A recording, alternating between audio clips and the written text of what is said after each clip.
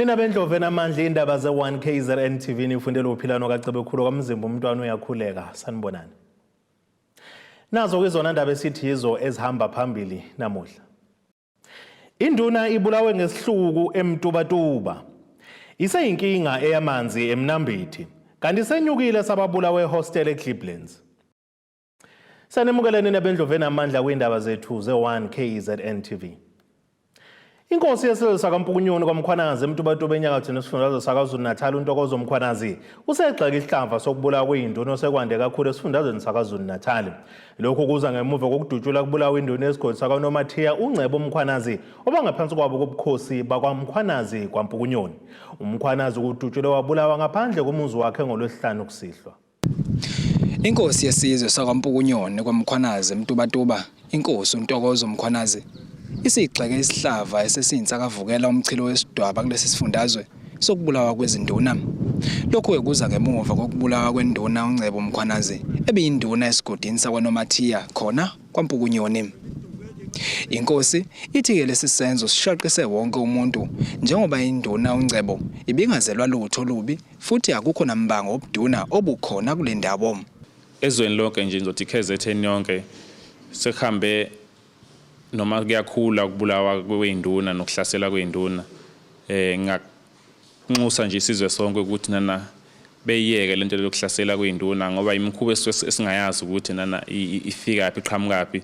Singajabula nohulumeni uma ngabe kangenelela lokho kuze kuzonqandeka ukubulawa kweyinduna namakhosi obasazi ukuthi kusuke kwenzakaleni kodwa into sithola iyenzeka naye siyaqhubeka sekuhambe kwahamba ke sekwaze kwafika nalana ezweni saMpukunyoni nakho sithola sihlaselelwa induna ibulawa ngezizathu esingasazi.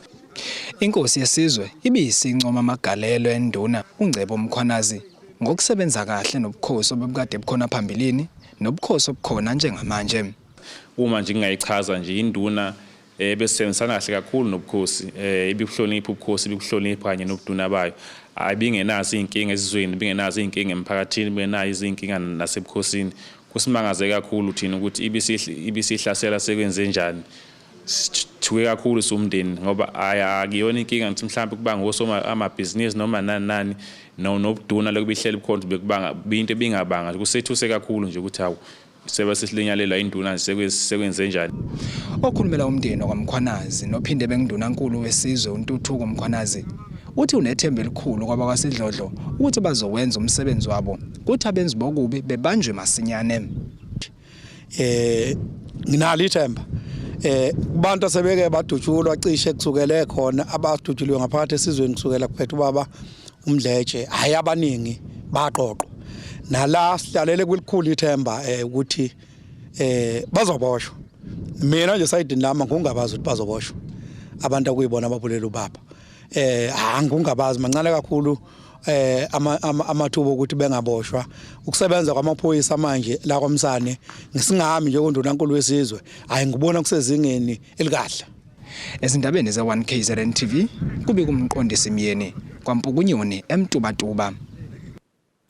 Umphakathi wasemihlumayo emNambithi enhlanele kaMthaniya uthi impilo inzima kuona njengoba sekuphela isikhathi eside ungenawo amanzi aphuma kompompi. Laba bathe kuzoba lukhuni kakhulu ngobusika uma ngabe ke imvula seyingani bakusho lo ngesikhathi kungqongqosho ezamanzi kanjalo nokuthuthwa kwendle kuzolonke usenzo umcunu ehambelela umphakathi namuhla kuyolalela kuyingqinamba zawo ngodaba lwamanzi. Umacingwane uphinde wawethulela lo mphakathi ngenhlelo zokulungisa ingqalasizinda yamanzi. Uveze ukuthi uyabikelwa umphakathi wasemhlumayo emNambithi njengoba izimvula sezinciphile ngoba ubuthembele kuzo ngokuthola amanzi. Laba basho kanje ngesikhathi bezolalela ungqongqosho wamanzi nokuqoqa kwendle kuzwelonke usenzo umchunu obeyokwendlala izinhlelo zengqalasizinda yamanzi yasothukela. Njoba nje indodakazi ngena ubusika asazi amanzi siyawabanga nenkomo ngoba awekho nhlobo. Ngabona nje indodakazi ukuhluleka ubuhlambakazi noma ngizothi ukuhluleka kahulumeni usisiza yini. Amanzi asinawo sibanga amanzi kanye neinkomo. Ingqikithi ukuthi singavulelwa amanzi eimpompi asithole kahle kahle ukuthi ikuphi. Ngoba impompi sakhandelwa amanzi unyaka odlule wonke asinawo nalonyaka futhi kuyacaca ukuba uzophela futhi singanawo amanzi. Ngoba kunezifo njena ekhona kangaka sigula manje namanje sidla neinkomo neimbongolo. Umchunu uthe bazosheshisa uhlelo lwamanzi ambiwa phansi. Izinto ezenzayo generally njengomnyango wamanzi nesimo nje samanzi ezweni kanye nesenhlanzeko. Kodwa bese siyadlula lapho sizosho ukuthi sizokwethula ama project.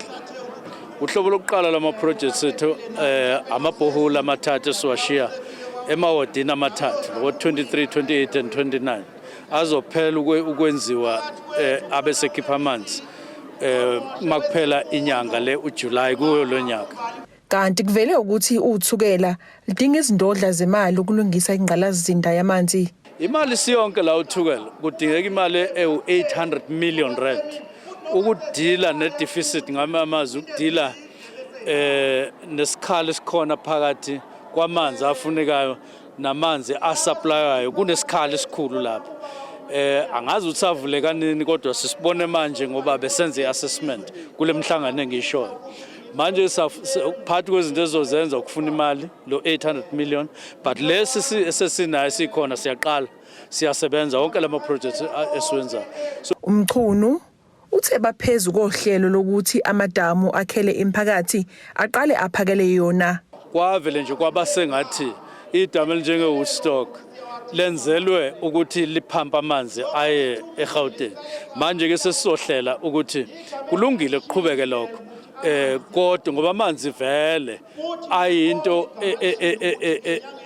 edliwa ishiyelwana into even imizi ehlukene amazwe ahlukehlukene sishiyelana amanzi. Ngakho ke kufanele siqale uhlelo lokushiyelana amanzi. Sesiqalile ukubala manje ukuthi kahle hle ku-valve system sidinga amanzi angakanani asuka ngapha. Ezindabeni ze1KZNTV ngu-Ayanda Dube ngisemhlumayo eMnambithi. Uhlalo wenhlangano ubumbano lwamahostela uMthembiseni 2 uthi ngokolwazi asalitholile ngesigameko sokudutshulwa kubulawa abantu abayishagalombili ngomgqibelo entathakusa ehosteli Glebelands eMlazi eThekwini KwaZulu-Natal okwamanje lisazwakala lingahlobene nakancane nezigameko zangaphambilini zokubulalana kubangwa imbhede. UThusi usholo kwingxoxa ekhethekile abenawo nezuko lezindaba kulandela ukuthi osukwini lezolo kuphinde kwashona oyedwa yena kobekade esesibhedlela. Semonci simo ehostela eGlebelands kulandela lesi sigameko njengoba kumanje kungakacaci ngembangela kubulawa kwabantu abayishagalombili ngempela sonto. Ngokuthola kwethu lesigameko senzeke eGlebe kulezi insuku ezimbili ezedlule akuhlobene nesimo ekade sibhekene naso eminyakeni embalwa eyedlule la okwakubuka khona engathi kubangwa ukudayisa kwembhede. Lokhu kubukeka sengathi kuhlobene nje nobugebengu noma okanye kube nje nengxabano ethize le ezeyalidela ukuthi kufe imphefumulo emingaka. Eminye imbiko ithi laba bebelindele ukuthi bazoya emngcwabeni wesithandanza semthwalume ezidutshulwe zashona ngesonto ledlule kanti kuzongena abalisa bavulele ngenhlamvu kwashona endaweni yesigameko abantu abayisikhombisa oyedwa washonela esibhedlela izolo. Isimo sasemahostela sibuya sizoba inkinga ngoba amajoyinti avulwa kuze kuse ngoba uyathola ukuthi labantu abadutshulwe beabantu abahleli bephuza utshwala ngekhathi zasekuseni ngabo-3. So umbuzo omkhulu ukuthi ukube bebelele ngabe kwenzekile lokho na i-answer ithi cha ngaba kwenzekanga. Siyanxusa ke ukuthi engathi nomkhandlu weTheku okwakusho upublic protector ekusho ukuthi khona ongalungisa lesa simo wathi okunye ukunciphisa amajoint emahostela okunye ukufakwa kogesi okunye ukubeka inqola yamaphoyisa. Yonke leyo nto lapha eGlebelands kayikho ukukhathwa kwelokhuza kwegrass ukufikiswa kwamanzi avuzayo yonke leyo nto ayenzekanga lapha eGlebelands. Amaphoyisa esifundazwe athi laba bantu bebehleli be12 endlini umnikazi wendlu yena wakwazi ukuphuma asinde abaleke njengoba begxumile ngewindi esuke esitesi sesibili kanti oyedwa balimele yena usasesibhedlela. Detectives from the Provincial Task Team have taken over the investigation. So far, they have established that there were 12 people in total in the room where the shooting occurred. 2 of the occupants were unarmed, whilst 3 were injured. This included the owner of the room, who jumped through the window of the second floor room. His injuries were as a result of the fall. Sadly, one of the injured has passed away in hospital, bringing the death toll to 8. Police are investigating 8 counts of murder and 4 of attempted murder. The motive still remains unknown at this point. We are appealing to anyone who has information that can assist in the investigation to contact us via Crime Stop on 08 600 10111 or via the MySAPS app. Ababulewe kuvela ukuthi abasendaweni yaseHating. Ngoteboho Sibisi eThekwini. Uhlalo wenhlangano ye-Action SA esifundazweni KwaZulu-Natal ozwakele Mncwango uthi kabagculisekele neze ngokubeka eceleni kwemali kango-220 million amarandi yokulungisa isimo sokulimala kwengqalazinda yendle kanye-ke nangohlelo abaluvezele umasipala weTheku abantu bazolusebenzisa ukuyilungisa le ngqalazinda eyakhahlanyezwa izikhukhula. Umpangazithi uthi ingakho sebenquma ukuqhubeka necala abalafakela umasipala enkantolo kwazise kusekhona inqwaba iy'ndawo ezakhelelwe umasipala eyihlezulu bhojozi ngenxa yendle. Umncwango usho kanjena kwisithangami nabezindaba besibanjele eThekwini namuhla. Ngemuva kokulinda izinyanga kweqembu le-Action SA ukuba umasipala eTheku uhlinzeka abameli balo ngombiko malungana nezinhlelo zawo zokulungiswa kwengqalazinda ikakhulukazi yendle, leli qembu selidalule ukuthi lizohlabela mgama necala abalifake enkantolo enkulu eThekwini. Ekhuluma nabezindaba usihlalo we-Action SA usokoleke lo masipala ngokucasha ngesithupha kwazise phambilini ubukhala-ke ngokungabi nayo imali, kepha njengamanje kuveleke ukuthi kalukho uhlelo olucacile malungana-ke nokulungiswa kwengqalazinda. Umbuzo-ke uthi-ke kwenzeka kanjani ukuthi kusuka last year bebethi plan banayo mase kumele besinikeze iplan sebethi ayikho. Eminye imbo ngicathi kufuneka ivezwe kakhulukazi u-treasurer no-coctor ile yokuthi ama-regulation akubeka caca ukuthi imali eyikhukhula noma imali e-disaster ayikwazi ukukhishwa ingekho iplan. Kodwa umkhandlu weTheku ngoMarch uyitholile imali, kodwa umkhandlu weTheku uthi plan awunayo. Nanokuthi kunembiko elokhu ivela executive ethi inqalasizinda seThekwini yendle sebeyilungise kwazi ukufika 95%. Kodwa uma uhamba eThekwini uyabona ukuthi no sisekude ukufika even naku 60% ukulungisa inqalasizinda yendle. Ingakho i-Action SA namhla siqinisekisa ukuthi udaba siyaqhubeka nalo enkantolo yize babecela ukuthi likhiphe enkantolo, kodwa asikabe nasiqiniseko sokuthi ngempela lokho abasitshela khona kulungele ukuthi singakhipha udaba enkantolo. Kuzokhumbuleka ukuthi leli qembu lesekwa yi-ABC bababele enkantolo enkulu yaseThekwini nalapho-ke babefuna ukuphoqa lo masipala ukuba ulungise ingqalazinda yendle. Lo masipala ubumike ekutheni izinkinga zidalwe ukukhahlanyezwa yizikhukhula zangonyaka owedlule, kanti leli qembu liyakuphika lokho. Umncwango uthi-ke okunye okubakhathaza kakhulu njengamanje ukubheduka kwegciwane i-corona okubonakala kwezinye izifundazwe kuleli. Umkhandlu weTheku uthola imali engango-1.5 billion yama-floods imali yey'khukhula, kodwa wasubeka eceleni imali engango-220 million kuphela ukulungisa isimo sendle eThekwini. Ekubeni sazi ukuthi umkhandlu weTheku wona owathi udinga more than R1 billion ukuze ulungise inqalasizinda. Umbuzo-ke uthi ngabe lesimo sendle abanandaba yini naso uma bengafuni uku-allocate imali ezokwenela ukuqinisekisa ukuthi silungisa isimo sendle, ngoba enye efuna sikubhekela ukuthi kunomngozi obukhona. Siyazi kune-corella esivelayo kwezinye indawo njalo koTswane, sibona se-Free State nakhona nesimo esifanayo kufa khona abantu. Asifisile la eThekwini uyibona kunesimo esifana naleso. Kuzokhumbuleka ukuthi udaba longabi sesimeni kwengqalazinda yendle lwaphoqa ukuba kuvalwe inqwaba yamabhishi isikhathi eside ngonyaka owedlule kwaphazamisa-ke nemboni yezokuvakasha. Amalungu omphakathi kule ndawo athi-ke sekuphela iminyaka emibili ehlaliswe libhojozi yiphunga elibi lokuxhaza-ke kwendle, kanti sebebike izikhawu eziningi ngayo. Abasebenzi bayafika kepha-ke bangenzi lutho. With the sewer, the smell is unbearable, especially in the late evenings and early mornings. The sight, as you can see, it actually gets worse than this. We've got pets and stuff that drink the water, becomes a problem for them. With the smell, we sometimes even get sick, want to vomit and things like that. So it's a unbearable sight to be living in. Paying rates, and I mean, we've got the property from 1969 and been paying rates from that time. And for these things not to be sorted out is definitely a problem for me. I'm really disappointed with how the municipality has been running things, and I don't know what else to say with the current situation. Ezindabeni 1KZNTV, kubika uNtomkhona Mvubu eThekwini. Ake sithi shelele etolweni nabeselo sobuye sibuye futhi nezinye izindaba.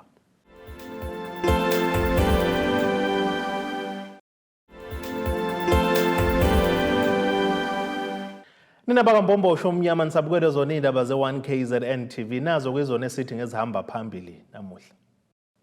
Induna ibulawe ngesihluku emtubatuba.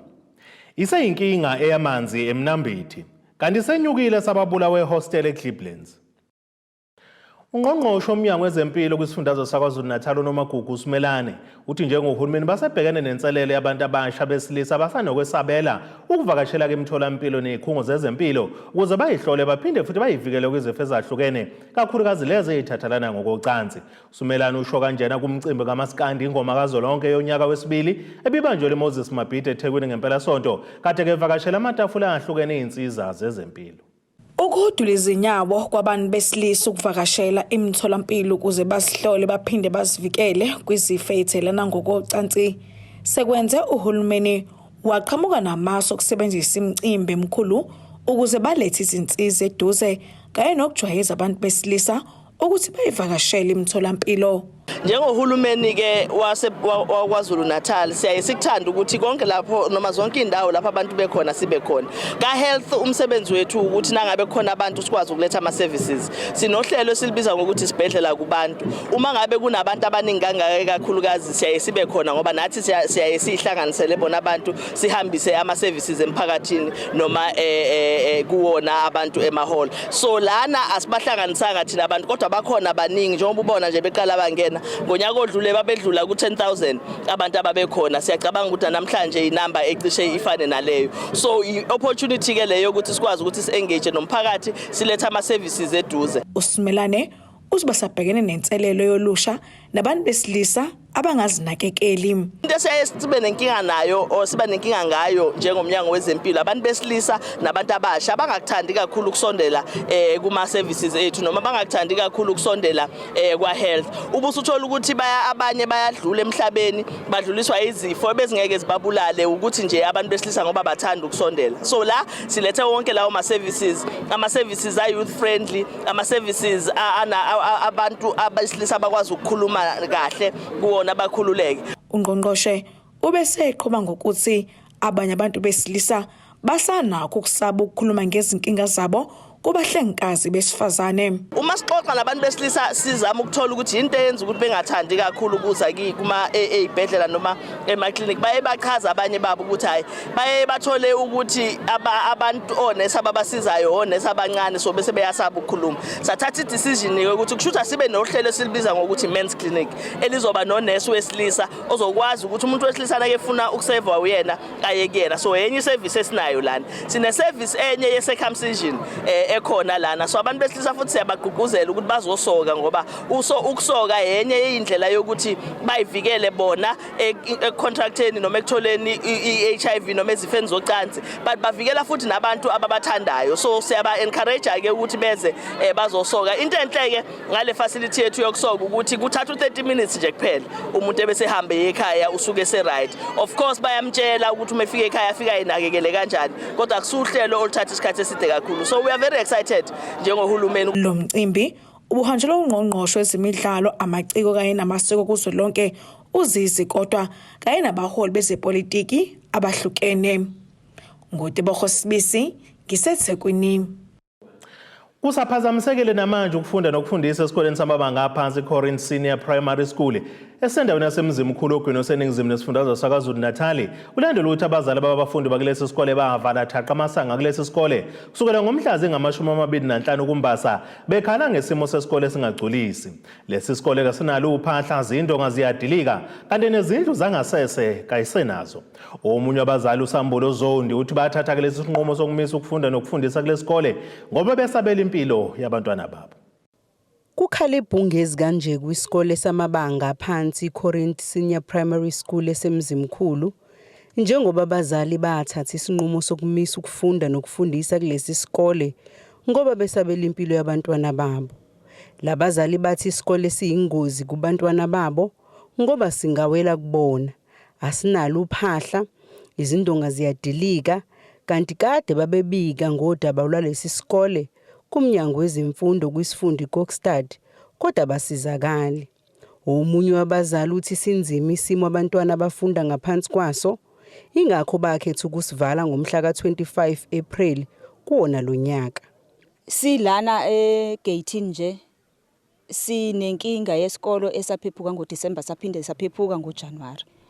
Siye savala ke phezukwezimo ezithile abantwana bebefundela kuzona ukuthi makunethe noba kunomoya kufunakala isikolo asiphumi noba ngabe asikakafika isikhathi sokuthi siphume. Sivaleke la ngomhla ka-25 April ngoba nani niyasibona nje akhonto right la. Udonga limoshakele, uphahla alukho, ama-toilet, into nje okuthiwa ukufunda ebantwaneni bethu ikengcupheni nakothisha uqobo ngoba nabo bangalimala makuwukuthi kuthiwa abangene bekulesimo esikuso esinje. Uzondo uthi akhona amagumba ngomahamba nendlana afika ngemuva kokukhalaza kodwa wanele. Afikile kama container afika embalwa kwathi ukuthi asiwamkeli sithi mancane sicela ukuedelwa. Omunye wabazali uthi lesi sikole saqala ukuba kulesi simo kusuka ngonyaka ka-2015. Sofike lokuphephuka nje siveli kade sabona ukuthi asikho right. Njengasase sa decide ngomhla ka-25 April ukuthi siyavala amasango. Akungasafundwa ke. Sazisukumela thina sabazali. Ukuze kube nalama container sazisukumela thina sayoqonda khona eKokstad. Kubhlungu ngempela ngoba sinabantwana baka grade R uyabona manje mongathi uyambuza ngento yesikole akazi ne1 bayaqala ukuze esikolweni even nofunda ugrade 1 akazi lutho.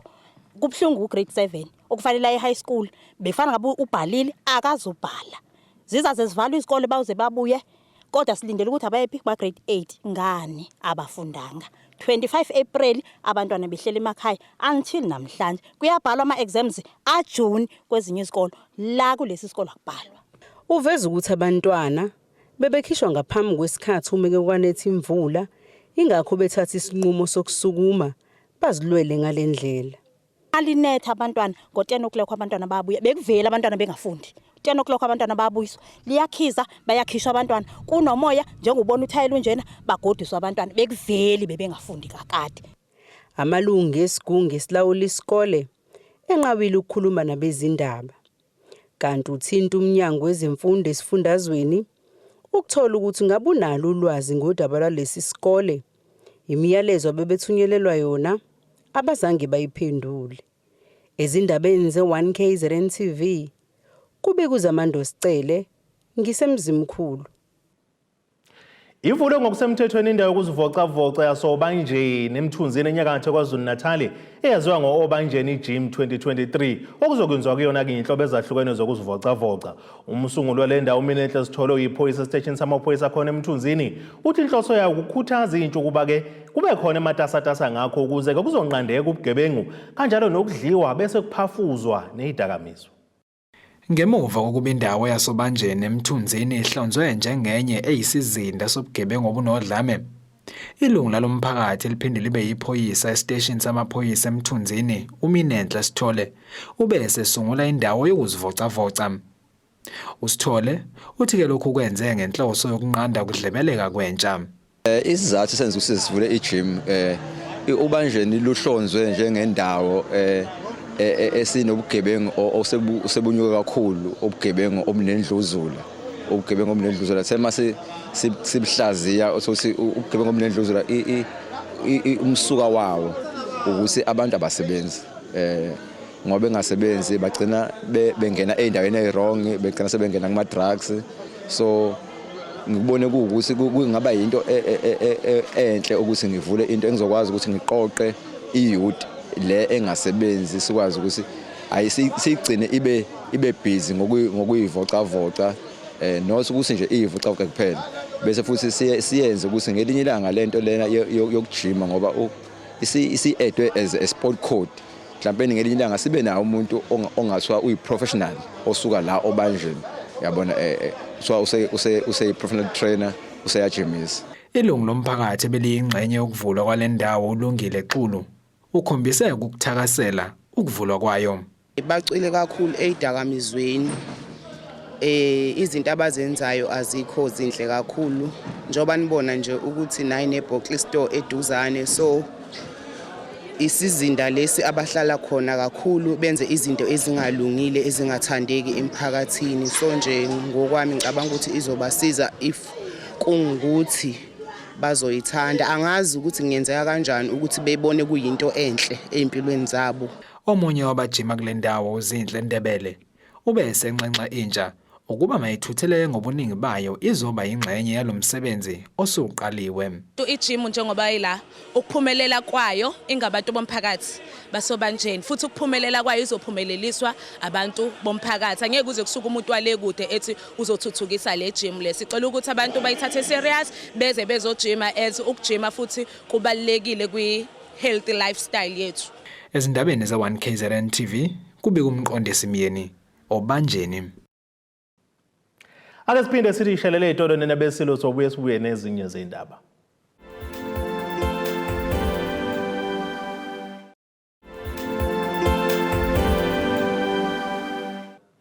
Asibonge siphinde sinamukele ukuthi nisahleli nathi kwindaba zethu ze1KZN TV nazo kwezona esithizo ezihamba phambili.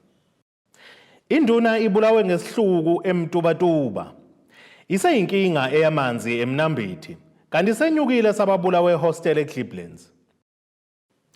Ake sibheke engosini yezomnotho.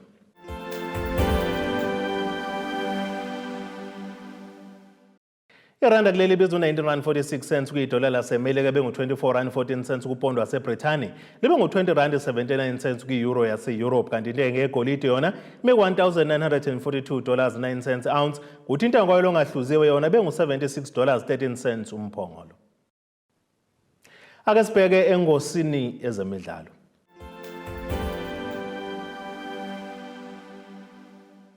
Umdlalo semncane weqembu lamatsatsa aPitori SuperSport United uThapelo Maseko kuvela imbiko yokuthi ufuna omakhelwana ke beqembu lakhe basePitoli Mamelodi Sundowns engompetha beligi yeDStv Premiership. Inhloko yabaqeqeshi bama-Brazilians uRulani Mkweno ifela ngalomdlalo ibamba kohlangothini sobunxele esiswini kube ukuthi useyalele izikhulu zaleli qembu ukuthi umdinge chlorokop lomdlali. Ngokusho kwemthombo othembekile ingxoxo ngaphakathi kwesikhulu ke siphezulu seqembu lamatsatsa aPitori uStan Matthews namamelodi Sundowns ziyaqhubeka. Kuthiwa ke Sundowns kayinawo nencu inkinga yokukhipha itshe lemali ngalomdlali. Ake sibheke naso isimo sezulu esingalindeleka.